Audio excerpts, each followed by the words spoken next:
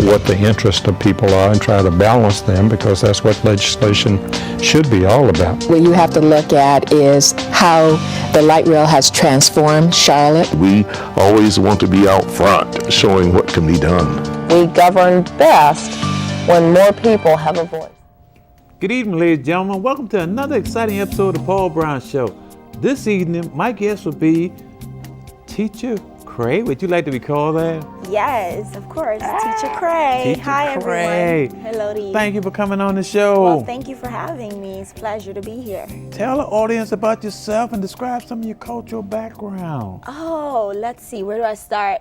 So I'm told that I have a slight accent. Slight? Even though I think I sound very American. No, you have an accent. Let's see. So I was born in the Caribbean, Okay. in Antigua, and tiny small island. I joined my parents in New York City. I actually grew up in New York. From about the age of 8 years of age. I've been there. I went to school there, I think from 4th grade on up. Then I went to college in Vermont. Okay. Had a very sound educational beginning. Even in Antigua, my parents paid for they paid, even though they were not as wealthy as some other people. They were able to invest in my education. Okay. So I went to a private school in Antigua, a 7-day school, a 7-day Adventist school, and so from like pre-K, I guess you can say, through 3rd grade, I just had a really solid educational background. And I guess that kind of influenced who I am today, because I ended up becoming an educator and seeing the value in just making sure that children start off with a solid foundation. So went to college in Vermont, Middlebury College, and said, okay, there wasn't necessarily a teaching program. So I took some teaching courses, a lot of childhood development courses, and got my bachelor's in psychology. Okay. Then I went back to New York and I said, let me try my hand at substitute teaching. Then I was also on the fence on whether I wanted to work with children from a social work perspective, since I got my bachelor's in psychology, or if I wanted to work with them from the educational side. Okay. I actually did about a year for Children's Services in New York City, and I got to see just how a lot of children, especially in underserved communities, lived. And so I actually went back to teaching after that year, because then I said to myself, well, now that I've gotten the chance to actually see their home lives, how would that now inform me as a teacher moving forward? Because, as a substitute, children tend to not be on their best behavior when they know a substitute is in the room, especially for, well, that's all children, elementary probably all the way through 12th grade. But once I was able to go back into the classroom, I had decided that, I'm going to pursue education. I went and got a master's from Mercy College in New York City. I went to their graduate school of education and got a solid understanding of how children learn and different techniques I can use in the classroom. So I started teaching, and I think I was relating to my children. I had a good understanding of how their brains and their cognitive development was going, and how that kind of meshes with, if they're telling you to teach them this, but the children are nowhere near that level, having that kind of psychology background, I was able to, develop my own ways of teaching them. And one of the things I developed in those early years was my own mentor writings. So I wrote a children's chapter book out of those writings called Honeydew's Carnival Fever. Okay. And that came out of me constructing stories where the character was myself, and I was trying to take them on a journey. So according to Common Core standards, one of the pieces of writing children between kindergarten and 8th grade are supposed to produce is a personal narrative. That's simply a short story. And obviously it'll look different between kindergartners and high school and 8th graders. But what you're doing is is you're supposed to take children on the process of writing. So first I have a nice idea or ideas, and then I choose from my ideas, and then I draft maybe my paragraphs, and I go forward, and that's just part of the process of writing.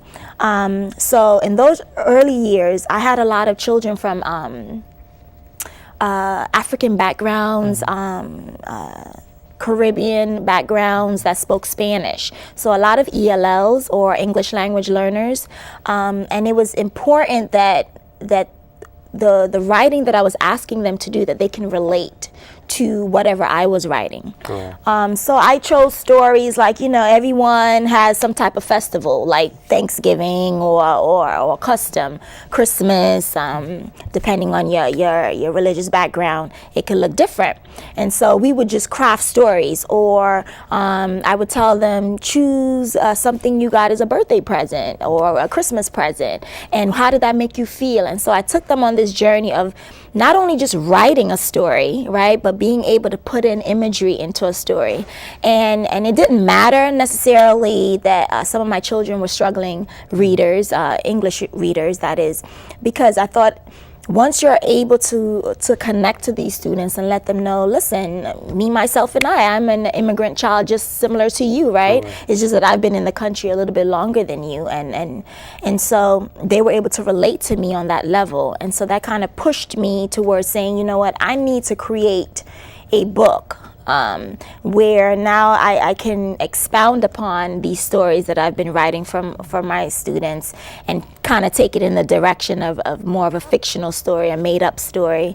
And so that's been my, I guess, journey in terms of being an educator and also moving into being a writer.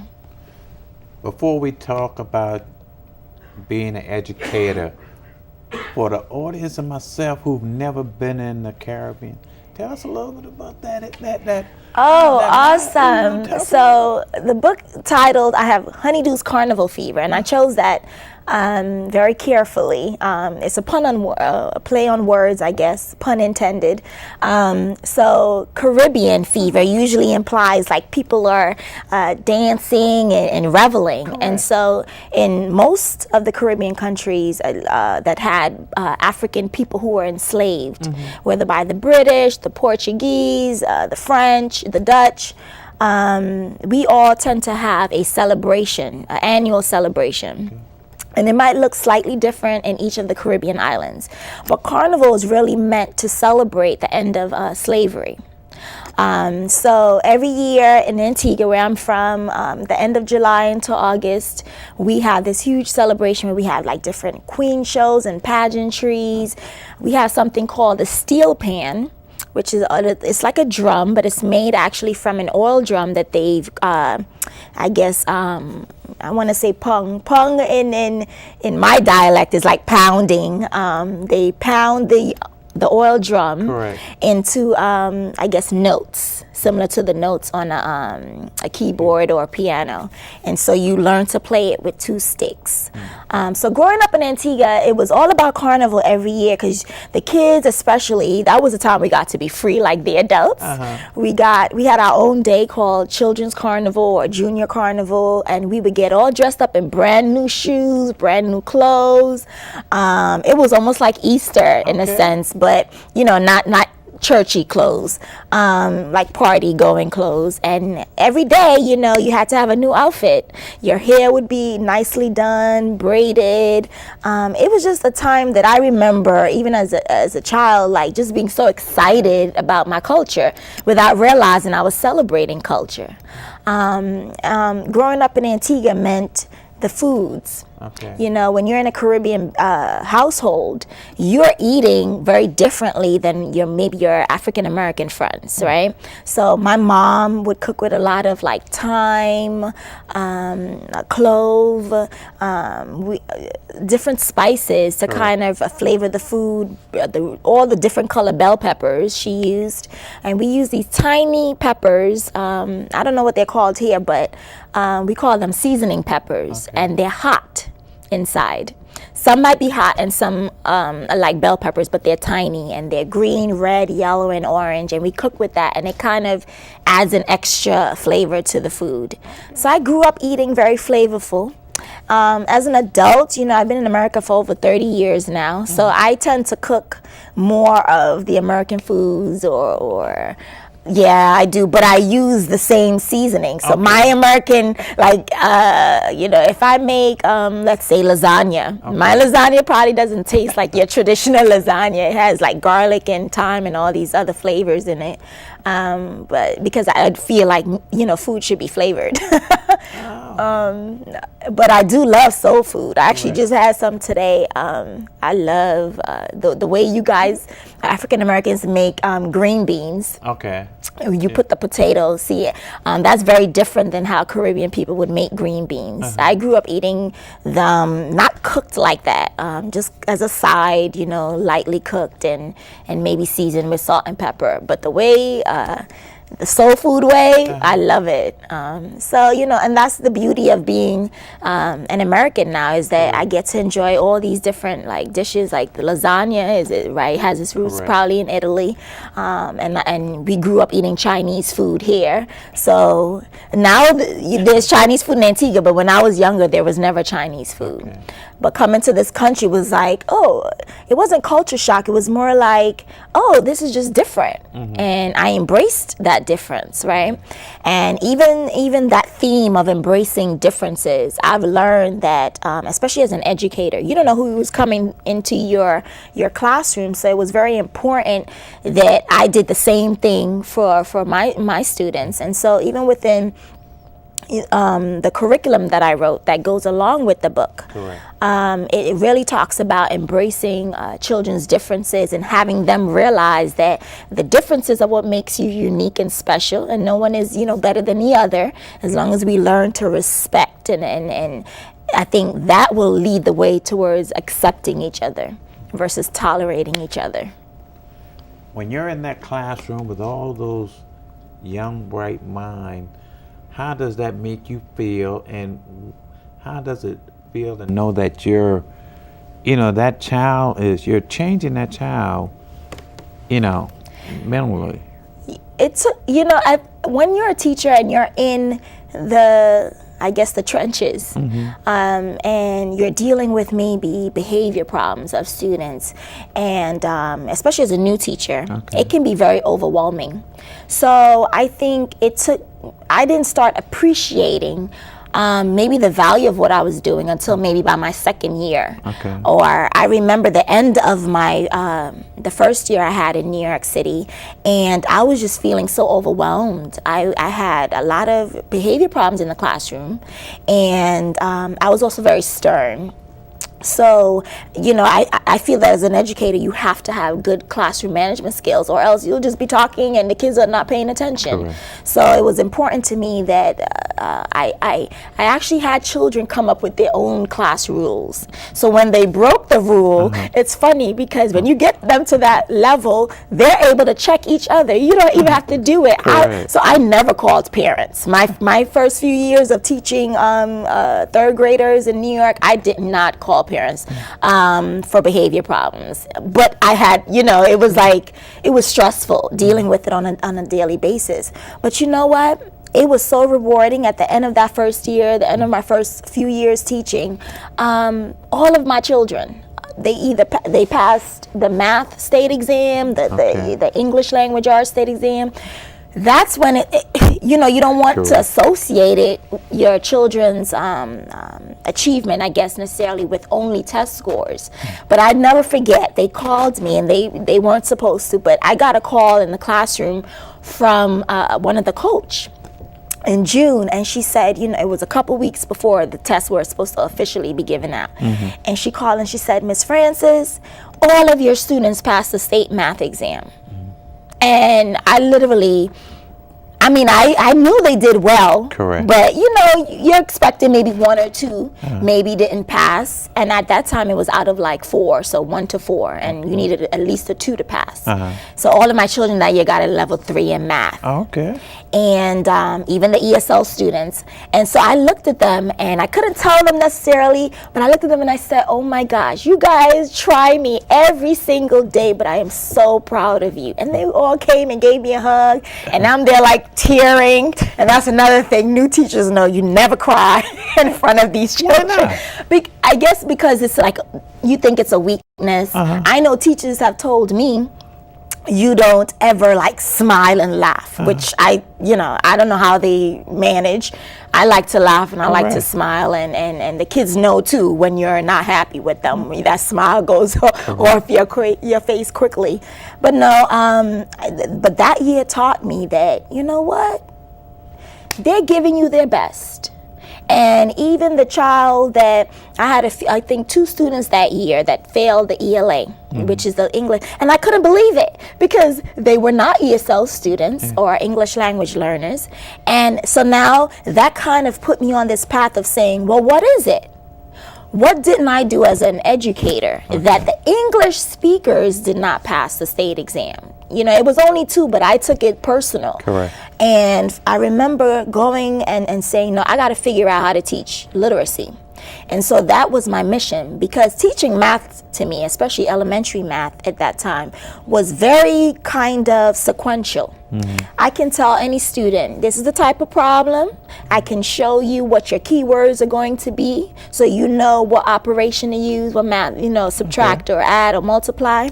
I can teach you, first you do this, second you do this, third you do this. That's sequential, right? And if a child can learn that, then they'll be fine for math. Correct. But the reading, and now the state tests have changed. So what you're finding now is there are more word problems for math. They want children to be able to use those reading comprehension skills and those math concepts and apply them in real world situations. So now it forces educators to say, well, they have to be good readers too. And so I decided, you know what? I literally sat down and said, okay, I'm going to use my experience. I'm going to use what I know. And I believe that if you can chunk literacy into those same type of sequential steps. First you do this, then you do this, then you will become a better reader. But literacy has to be taught in a very specific way. And so when I created my cultural literacy curriculum, I did just that. I broke it down for teachers. I do, which is teacher does, using the workshop model. We do, which is you practice with the students, whole group. And then you send them off to do independent work, whether that be in small groups or, it could be partner work, depending on their levels, or independent work. And I was able to chunk it. But, literacy also, I think as a whole, we have to do better.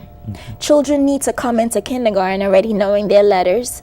They need to know their sounds, because believe it or not, you give kindergarten teachers give an assessment to kindergarten students the very first week of school.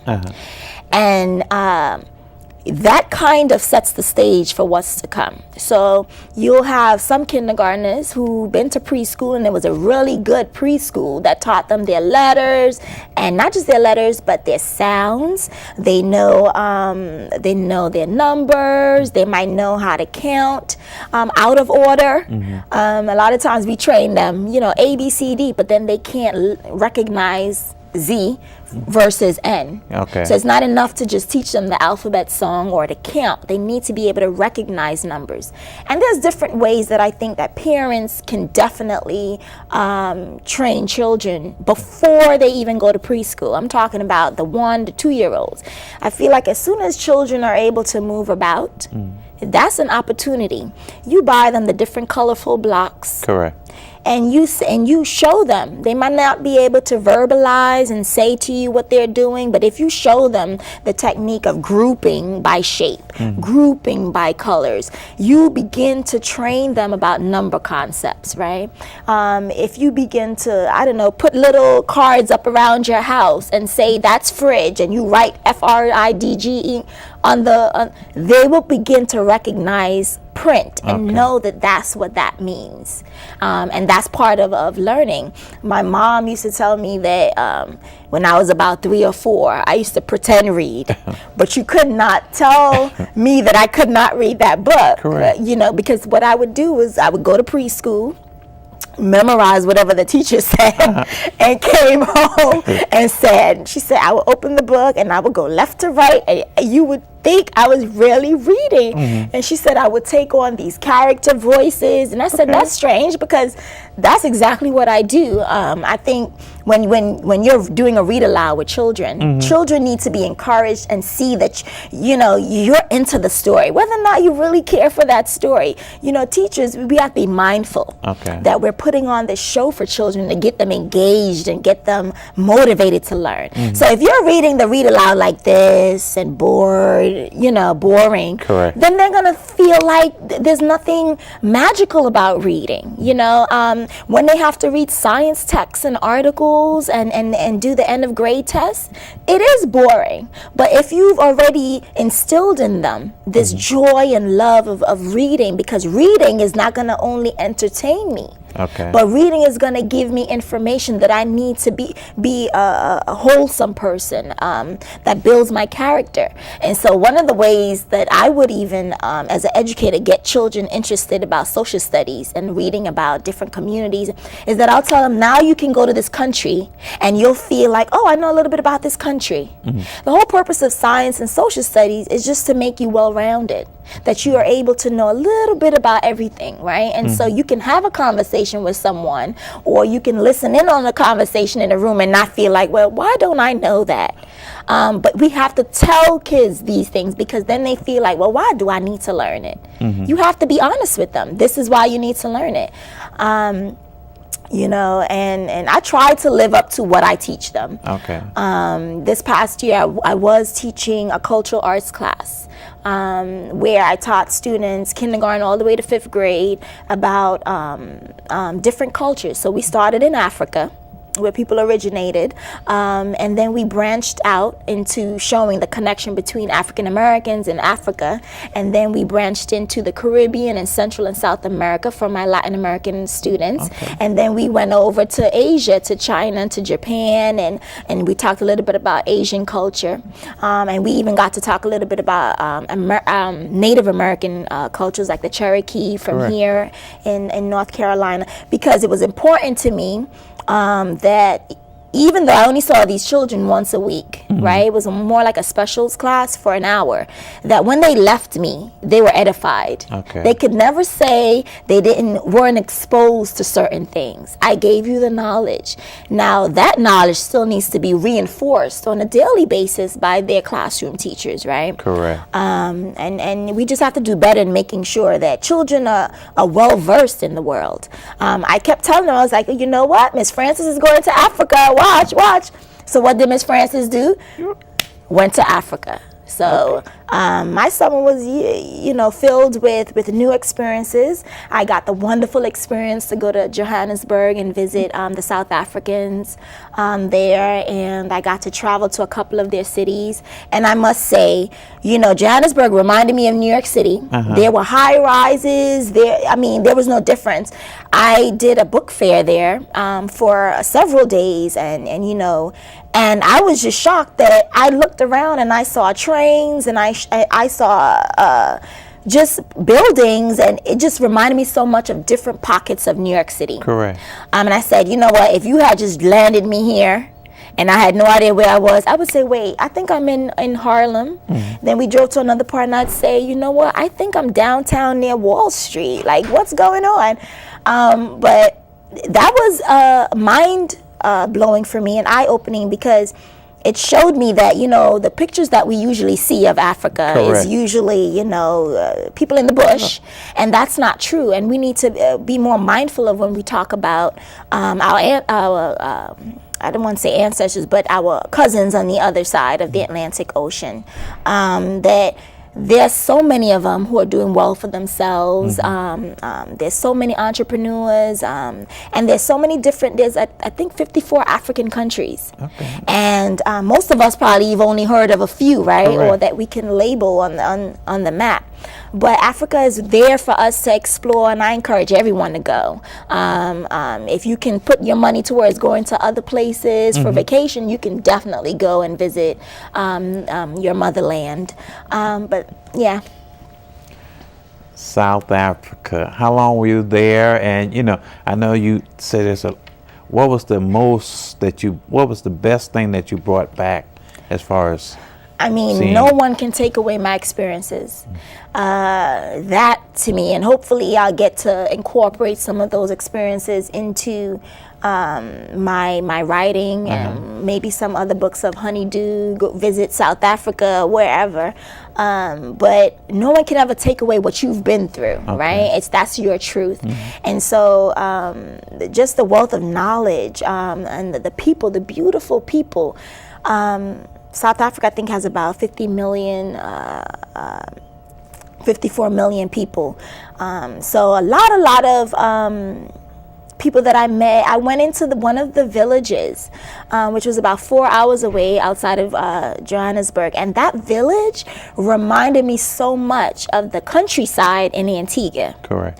And I said, this is crazy. Even the way they built the houses, they had these huge farms of lychee, mangoes, but they weren't in season, so I didn't get to try any. It was like, no, the wrong time of year. But just seeing that even though we are so far apart in terms of distance, in terms of generations not being on the continent, Correct. that we're still so similar. You know, we might have different languages, but we're still so similar. What else did I bring back? I love jewelry. So actually, this was a gift, this necklace around my neck. One of my good friends, Charity, bought for me. She said, you know what, she was so good to me. She was my host, as well as my agent out there. She booked me, we did a book signing out there. So I just want to say thank you, Miss Charity, if you're listening. But yeah, so the jewelry, and what else? Just meeting different people. Okay. The school children really blew my mind. When I did the schools program, I was able to talk to like about 200 school children, and they all sat in a room during the festival, and they were quiet. You know, over here we're so used to kids. You put them all in a room, everybody. But as soon as I entered and I started to talk, the kids were just silent, and their ears were perked. So I would have them repeat certain things, and they would say it in unison, and it sounded like a chorus. I've never experienced anything like that. So I was really, really excited. We have coming to a close. If someone wanted to get in contact with you, how would they go about doing that? Email me teacher word Cray @gmail.com, or you can check out my website, Cray, MahaliaFrancis.com. I'm on Facebook, Twitter, Instagram, @Teacher Cray. Follow me. And Teacher Cray has a TV show as well. Oh, yes, I do. Thank you, ladies and gentlemen, for watching the show, and you be encouraged.